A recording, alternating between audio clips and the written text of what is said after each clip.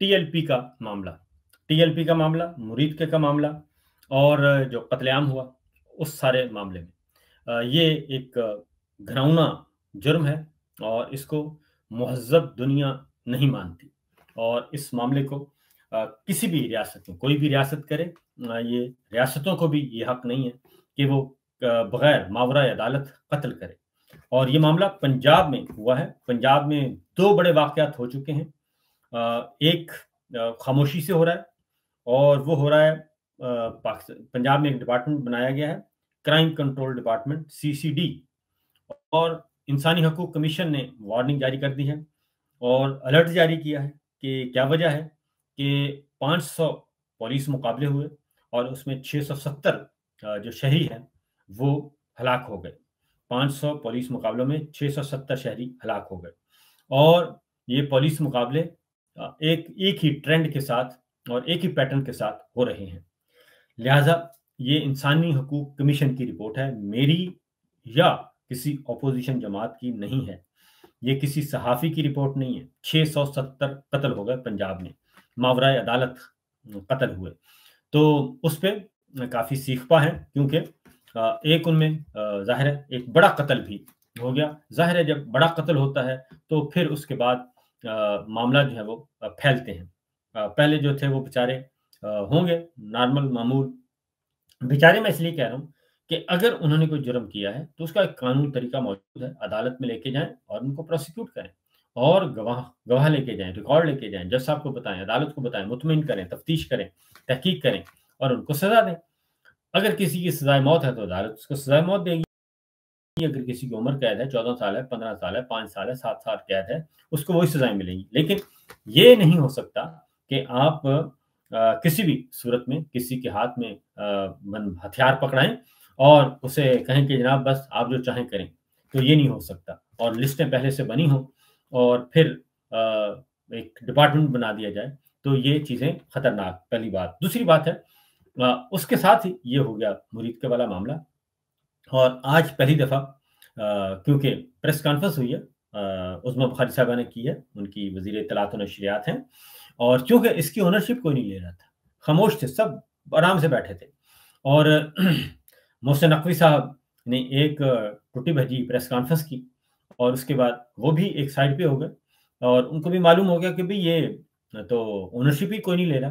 पंजाब हुकूमत भी दबक के बैठ गई खामोशी से और उन्होंने भी कहा कि जी ये तो जिन्होंने किया है वो करें, यानी कि उन्होंने स्ट्रेट फॉरवर्ड मीडिया को बताना शुरू कर दिया, नहीं, नहीं, नहीं, इसमें हम नहीं हैं, ये हमारा काम नहीं है, ये हमने ऑर्डर नहीं किया था, ये हमने बिल्कुल नहीं किया था। और साथ ही वो चले गए सिक्योरिटी के स्पेशल ज़ोन में चले गए और वहाँ पे अपना उसके बाद अब आज प्रेस कॉन्फ्रेंस हुई और आज प्रेस कॉन्फ्रेंस में उन्होंने कोई मेरा ख़्याल है कोई 60-70 ज़ख्मी तस्लीम कर लिए, कोई मजमूई तौर पे 100 सवा 100 ज़ख्मियों को मान लिया कि जी हुए थे। ये भी मान लिया कि गोली भी चली थी, इसको भी मान लिया और दूसरा 3 या 4 शहादतों को भी मान लिया। ये हुकूमती तर्जुमान ने बाकायदा तौर पे पंजाब हुकूमत की तर्जुमान ने ये बातें इकरार कर ली। एक मान लिया कि गोली चली, दूसरा मान लिया कि ज़ख्मी हुए, तीसरा मान लिया कि इतनी शहादतें हुई, हलाकतें हुई। ये सारी बातें मान ली हैं। आज वो रिकॉर्ड पे ले आए हैं क्योंकि बात हो रही थी कि नंबर्स आ रहे थे मुख्तलिफ।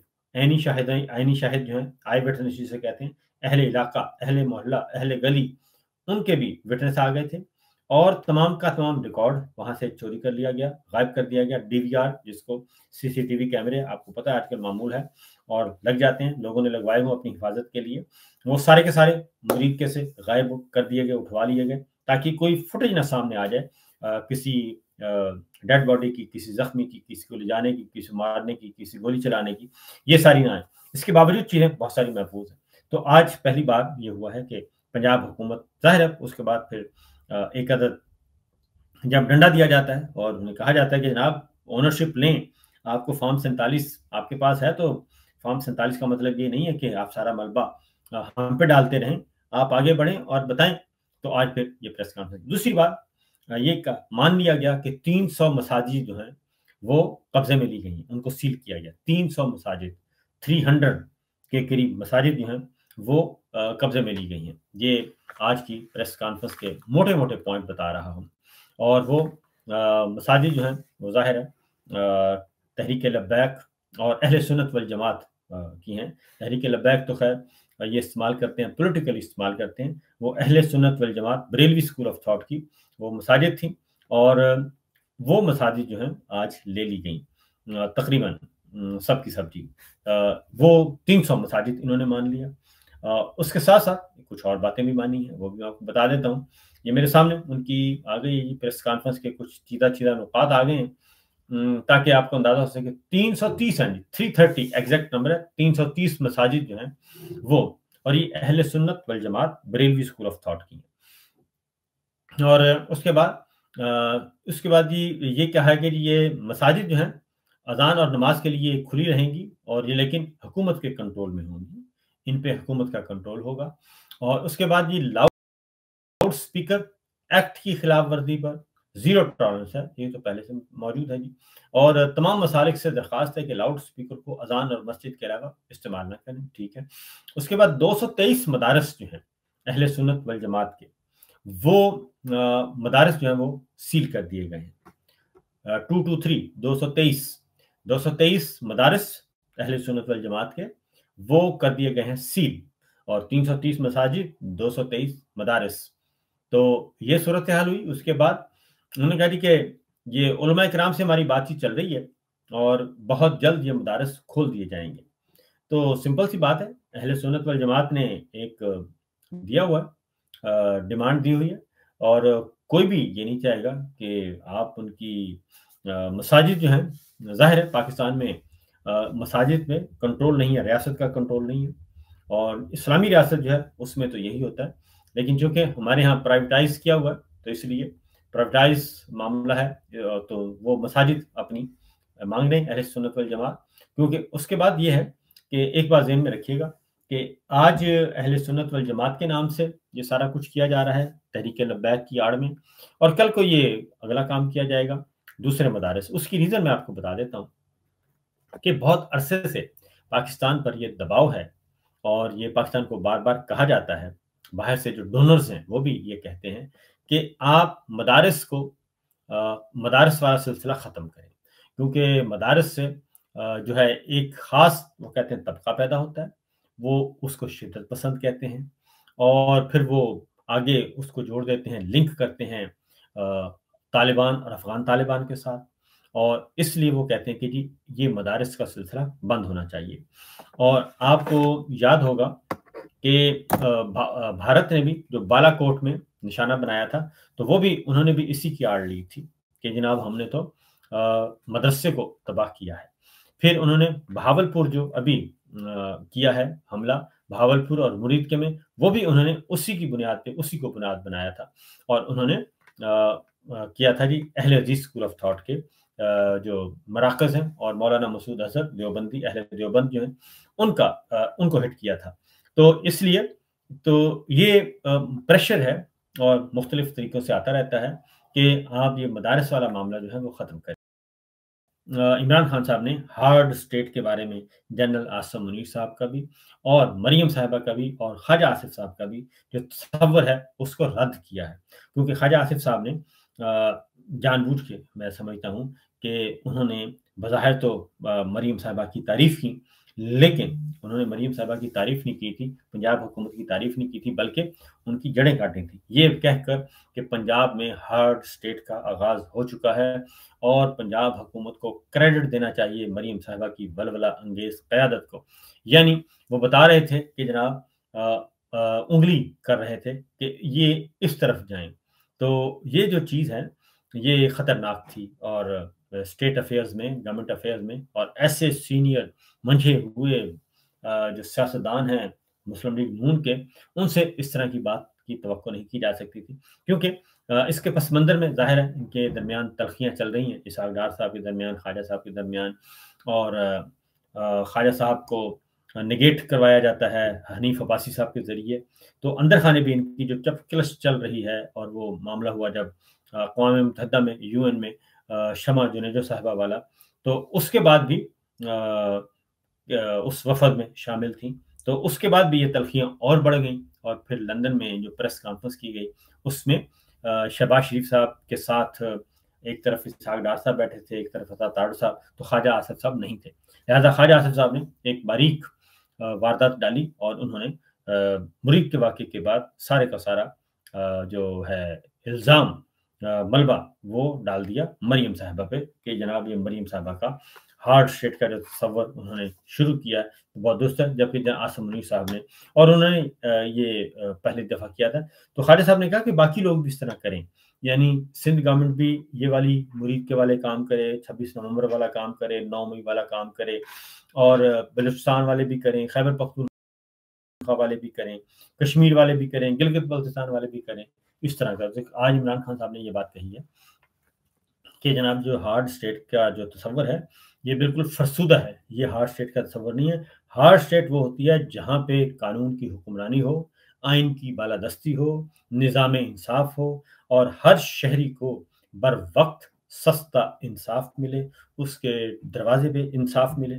یہ ہے ہارڈ اسٹیٹ کا تصور، جہاں پہ غریب اور کمزور طبقے کی ریاست جو ہے وہ اس کی نگہبانی کرے اور مظلوم کو بچائے، ظالم کو سزا دے. یہ ہے ہارڈ اسٹیٹ کا تصور. یہ ہارڈ اسٹیٹ کا تصور نہیں ہے کہ آپ اپنی پولیس کو، رینجرز کو، ایف سی کو، فوج کو اور فورسز کو اور انٹیلیجنس اداروں کو کہیں جناب نکلیں اور نکل کے پل پڑیں. اور یہ ہارڈ اسٹیٹ کا تصور نہیں ہے کہ آپ ایک محکمہ بنائیں اور محکمہ بنا کے اور اسے کہیں کہ جناب پولیس مقابلے شروع کر دیں اور مبینہ پولیس مقابلوں میں بندوں کو فارغ کرنا شروع کر دیں. یہ ہارڈ اسٹیٹ کا تصور نہیں ہے. تو عمران خان صاحب نے ایک بات کی. دوسری بات جو امپورٹنٹ ہے وہ ہے محسن بیگ صاحب ہیں، وہ آصم منیر صاحب کے بہت قریب ہیں، سینئر جرنلسٹ ہیں، اور عمران خان صاحب کے وہ مخالفین ہیں، کیونکہ عمران خان صاحب کے آخری دنوں میں محسن بیگ صاحب کو گرفتار کیا گیا تھا، ایف آئی اے نے گرفتار کیا تھا، اور وہ ایک اچھا خاصا سین ہوا تھا، کریٹ ہوا تھا ان کے گھر کے باہر. وہ پسٹل بھی، کیونکہ پسٹل کی ایک آدھ شاید فائر بھی ہوا تھا یا نہیں ہوا تھا، تو محسن بیگ صاحب زیر حراست رہے. تو وہ بھی ایک بیک گراؤنڈ ہے. تو پھر جو سب سے پہلی تصویر آئی تھی جب نوٹیفیکیشن ہوا تھا جہاں آصم منیر صاحب کا بطور آرمی چیف، تو سب سے پہلی تصویر محسن بیگ صاحب کی آئی تھی. وہ ان کے ساتھ بیٹھے ہیں اور صوفے پہ، اور ان کے کان میں بڑی خوشگوار موڈ میں راز و نیاز کی باتیں کر رہے ہیں. تو کل انہوں نے ایک پروگرام میں اعزاز سید صاحب کے ساتھ ایک پروگرام میں وہ بیٹھے اور انہوں نے بڑے دو ٹوک انداز میں کہا کہ جناب مریم صاحبہ کے ساتھ، پنجاب حکومت کے ساتھ اب اسٹیبلشمنٹ نہیں ہے اور وہ چھوڑ چکی ہے. تو انہوں نے پوچھا، اعزاز صاحب نے پوچھا کہ بتائیں کہ پھر کیا مطلب ہے. انہوں نے کہا جناب آصم منیر صاحب تو بڑی تعریفیں کرتے ہیں مریم صاحبہ کی، تو آپ کیسے کہہ سکتے ہیں کہ وہ نہیں ہے. تو انہوں نے کہا کہ بس کچھ دن انتظار کر لیں، آپ دیکھ لیں گے. اور میں چونکہ وہ نہیں ہوں، ہارڈ لائنر نہیں ہوں، اور میں کوئی پیشن گوئی نہیں کرتا اور نہ ہی میں سخت گفتگو کرتا ہوں، بس میں آپ کو بتا رہا ہوں کہ مریم صاحبہ کے ساتھ، پنجاب حکومت کے ساتھ جو ہے وہ اسٹیبلشمنٹ نہیں ہے. تو لیکن انہوں نے اس کا کوئی جواب نہیں دیا، اور خاص طور پہ انہوں نے یہ بات، انہوں نے کہا جی میں نے اپنی بات کر دی ہے. تو محسن بیگ صاحب کے ذریعے سے یہ میں اس کو دو طرح سے دیکھتا ہوں معاملے کو. ایک یہ کہ واقعی ہو سکتا ہے موڈ تبدیل ہو رہا، لیکن دوسرا ایک اور بھی ہو سکتا ہے. دوسرا یہ بھی ہے کہ پبلکلی کہا جا رہا ہے کہ دیکھیں جی معاملہ طے کر لیں اور ہم پنجاب حکومت سے بھی کنارہ کش ہو جائیں گے اور ان کی پشت پناہی بھی چھوڑ دیں گے اور سیاسی بنیادوں پہ کھیلیں گے. تو اس لیے کیونکہ ایکسٹینشن کا معاملہ ہے اور 1 مہینے کا وقت رہ گیا، اس سے زیادہ کا نہیں ہے، اور 28 نومبر کو ریٹائرمنٹ کا دن ہے. ظاہر ہفتہ 10 دن پہلے جتنی جلدی یہ معاملہ نمٹا دیا جائے اچھی بات ہے. تو زیادہ سے زیادہ آج 21 تاریخ ہے، تو میکسیمم 29-30 دن رہ گئے ہیں. ان 30 دنوں میں فیصلہ ہونا ہے. تو یہ جنرل صاحب نے میڈیا میں آ کے انڈائریکٹلی اپنے جاننے والے جو صحافی ہیں ان کے ذریعے سے یہ بات کنوے کرنے کی کوشش کی ہے کہ ہم یہ بھی کر سکتے ہیں. لیکن کیا ان کی اس بات کو پذیرائی ملے گی؟ کیا عمران خان صاحب اس کو، یہ جو دانہ ڈالا گیا ہے، کیا عمران خان صاحب یا پاکستان تحریک انصاف اس دانے کو چگے گی؟ تو میرا خیال ہے کہ نہیں.